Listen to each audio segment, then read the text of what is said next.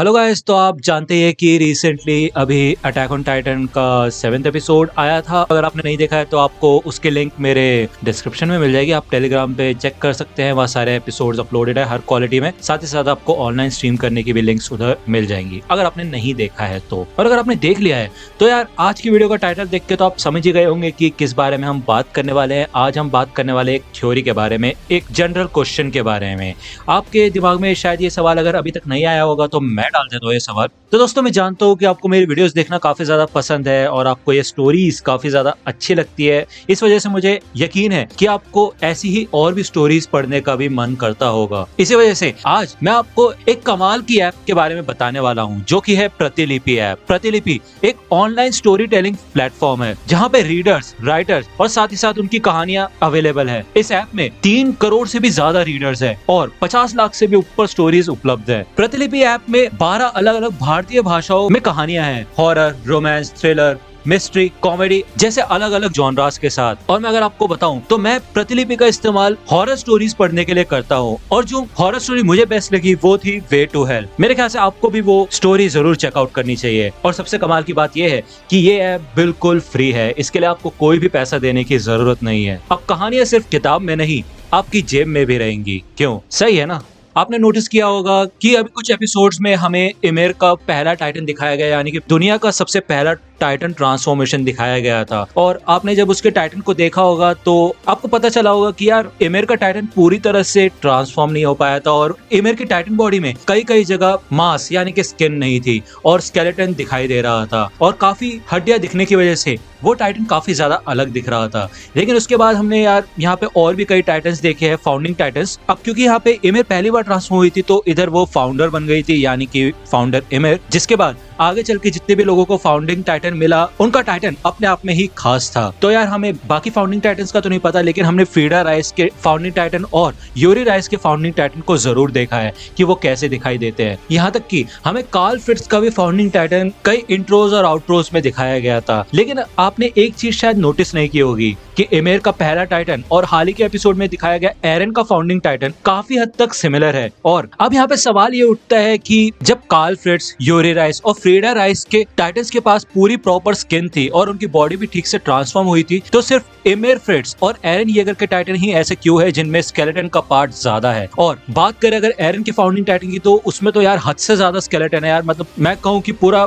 हड्डियों का ढांचा ही है वो। तो इस वीडियो में हम उसी के बारे में डिस्कस करने वाले हैं कि ऐसा क्यों हुआ है। आई होप कि आपको ये क्वेश्चन समझ आ चुका होगा और आप इसका आंसर जानना चाहते होंगे। तो गाइस, जैसे कि हमने इमेर की स्टोरी देखी थी कि कैसे वो एक छोटी सी मासूम सी बच्ची थी और उसने कुछ सुअरों को आजाद कर दिया था। इस वजह से किंग ने उसको सजा दी थी और उसके पीछे अपने गार्ड्स को लगा दिया था। जब इमेर आगे जख्मी हालत में एक पेड़ के तने के अंदर गई थी, वहां पे छुपने की जगह थी, तो वो नीचे पानी में गिर गई थी और वहां पे हमें पहली बार एक इस अजीब से कीड़े यानी कि हेलुसिजीनिया का सीन दिखाया गया था। जी हाँ दोस्तों, इसका नाम है हेलुसिजीनिया और आप इसको कान खजूरा भी कह सकते हैं, लेकिन बेसिकली कान खजूरा है नहीं। तो यही वो ऑर्गेनिज्म था जिसकी मदद से इमेर को उसके टाइटन की पावर मिली थी। जब ये हेलुसिजीनिया इमेर की बॉडी से कनेक्ट हुआ था तभी इमीडिएटली इमेर अपने टाइटन में ट्रांसफॉर्म हो गई थी और वहां पे हमें इमेर की पहली ट्रांसफॉर्मेशन देखने को मिली थी। अब यहाँ पे आप ध्यान से देख सकते हैं कि इधर इमेर के फेस पे स्किन नहीं थी और उसके पसलियां अभी बाहर निकल रही थी। इमेर के पहले टाइटन का साइज कोलोसल टाइटन से भी ऊंचा था और इसके बाद जितनी भी बार हमें इमेर के पहले टाइटन का सीन दिखाया गया तब उसके बॉडी में फिर से उस जगह मांस आया ही नहीं और उस जगह हमेशा हड्डियां ही हड्डियां दिखाई देती रही। अब आगे चल के अगर हम बात करें कार्ल फ्रिट्ज की, तो कार्ल फ्रिट्ज आयरन पे अपने साथ कुछ एल्डेंस को ले गया था और वहां पे जाके उसने अपने फाउंडिंग टाइटन में ट्रांसफॉर्म होके वॉल टाइटन्स बनाए थे। उनसे दीवारें बना के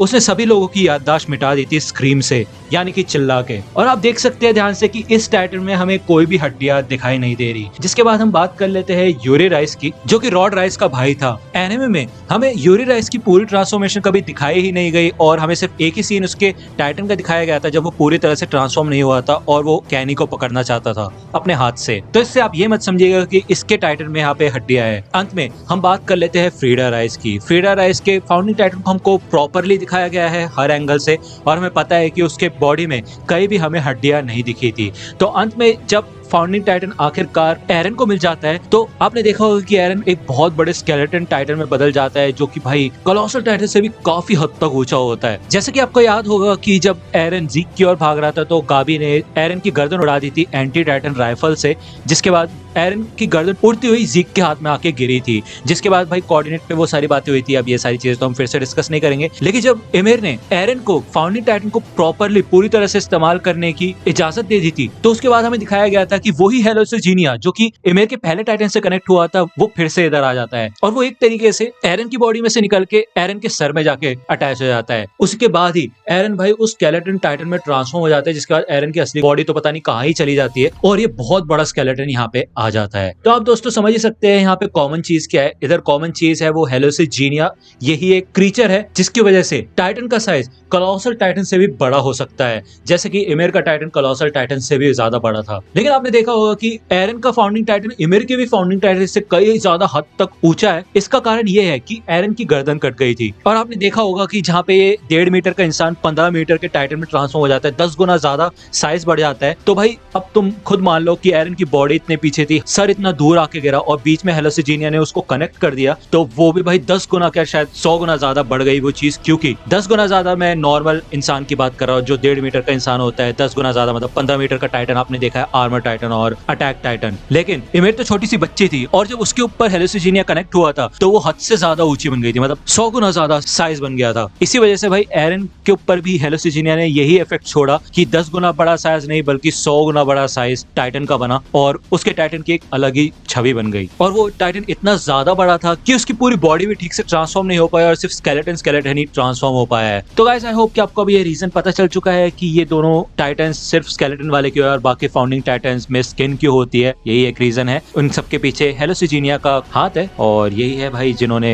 टाइटन्स की पावर की शुरुआत की थी। तो गाइस अंत में मैं आपसे एक और चीज शेयर करना चाहूंगा, मेरे थॉट शेयर करना चाहूंगा कि मुझे लगता है कि ये जो हेलोसिजीनिया है ये पहली बार हमें एमिर के पास दिखाया गया, उसके बाद हमें इसकी कोई झलक नहीं दिखाई गई बीच में कहीं पे भी, और एंड में हमें एरन के पास दिखाया गया। तो मेरा एक और ये थॉट है कि जब ये हेलोसिजीनिया पहली बार एमिर से कनेक्ट हुआ था तो एमिर के पास ही इस हेलोसिजीनिया का कंट्रोल था और उसके बाद एमिर को ये ताकत मिली थी कि वो सारे सब्जेक्ट्स ऑफ एमिर को कंट्रोल कर सकती है, वो भी सिर्फ उस हेलोसिजीनिया की मदद से। लेकिन अंत में हमें दिखाया गया था कि जब उसने एरन को परमिशन ग्रांट कर दी थी तो एक तरीके से वो हेलोसिजीनिया भाई एरन की बॉडी में चला गया था और मुझे ऐसा लगता है कि उस समय एमिर ने उस हेलोसिजीनिया को एरन की बॉडी में भेजा था जिससे कि एरन पूरी तरह से फाउंडिंग टाइटन का इस्तेमाल कर पाए। क्योंकि आप देख ही सकते हैं कि हेलोसिजीनिया कितना ज्यादा पावरफुल है और हम इसको कोई श्राप तो नहीं कह सकते, लेकिन अगर आप इसको मानेंगे कि एमिर के ऊपर कोई श्राप था तो वो था हेलोसिजीनिया का और उसने 2000 सालों तक हेलोसिजीनिया को अपने पास ही रखा। उसके पास चॉइस थी कि वो किसी को भी हेलोसिजीनिया दे सकती थी, अपनी रिस्पॉन्सिबिलिटी खत्म कर सकती थी, लेकिन क्योंकि वो किंग फ्रिट्ज से प्यार करती थी इस वजह से वो पीछे नहीं हटी और उसने 2000 सालों तक ये काम जारी रखा जब तक एरन येगर यहाँ नहीं आ गया था। अगर आप ऐसी और थ्योरी वीडियोस चाहते हैं तो हाँ मेरे पास पड़ी है और थ्योरी वीडियोस, आप मेरे को नीचे कमेंट सेक्शन में बता सकते हैं और मैंने पहली बार ऐसी टाइप की वीडियोस ट्राई की है, तो आप मुझे सजेशन दे सकते हैं कि आप क्या चीजें चाहते हैं और क्या नहीं। और हाँ गाइस, प्रतिलिपि ऐप की लिंक आपको डिस्क्रिप्शन में मिल जाएगी, वहां से आप इसको डाउनलोड कर सकते हैं। और मेरे प्यारे रीडर और बुक लवर फ्रेंड्स, प्लीज इस ऐप को जरूर ट्राई कीजिएगा।